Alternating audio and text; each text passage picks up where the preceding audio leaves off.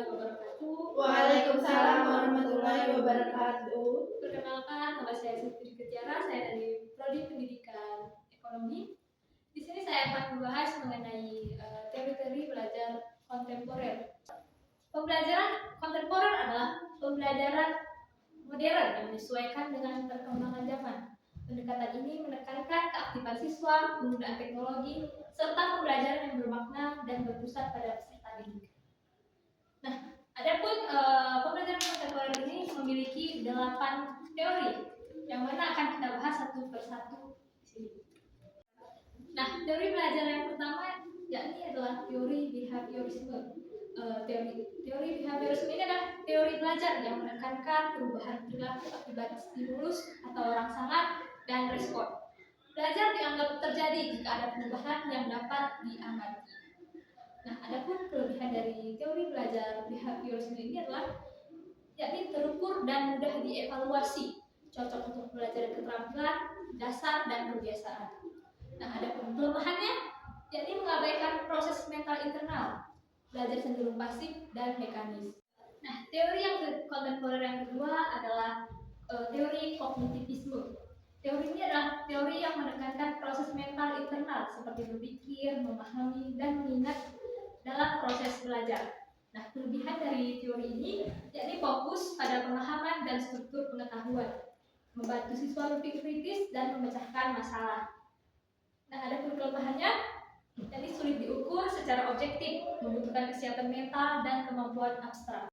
Nah, teori yang ketiga adalah teori konstruktivisme. Teori ini adalah teori belajar di mana siswa membangun sendiri pengetahuannya melalui pengalaman dan interaksi. Nah, adapun kelebihan dari teori ini adalah mendorong kreativitas, pemikiran kritis, dan pembelajaran bermakna. Jadi siswa lebih aktif dan mandiri. Nah, kelemahannya membutuhkan waktu dan sumber daya lebih lama. Tidak semua siswa siap belajar secara mandiri. Nah, teori berikutnya adalah teori pembelajaran berbasis masalah, yang mana teori model pembelajaran yang dimulai dari suatu masalah nyata untuk dipecahkan oleh siswa. Kelebihan dari teori ini meningkatkan kemampuan berpikir kritis dan analitis, menghubungkan teori dengan praktik. Nah, dan kelemahannya memerlukan fasilitator yang terampil, waktu belajar yang lebih lama. Nah, teori selanjutnya adalah teori pembelajaran kolaboratif, yang mana proses belajar yang menekankan kerjasama antar siswa untuk mencapai tujuan bersama. Kelebihan dari teori ini adalah meningkatkan komunikasi, kerja tim, dan empati, mendorong saling membantu dalam belajar. Nah, ada kelemahannya, tidak semua anggota berkontribusi seimbang, sulit dievaluasi secara individual. Nah, selanjutnya adalah teori pembelajaran berbasis teknologi, yang mana proses pembelajaran yang memanfaatkan teknologi digital seperti komputer, internet, dan multimedia.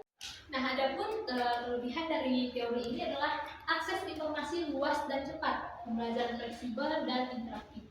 Adapun kelemahannya ketergantungan pada perangkat dan koneksi internet, potensi distraksi dan kesenjangan digital.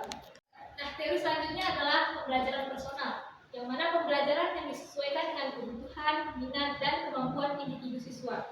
Kelebihan dari teori ini menyesuaikan belajar tiap siswa dan meningkatkan motivasi dan hasil belajar.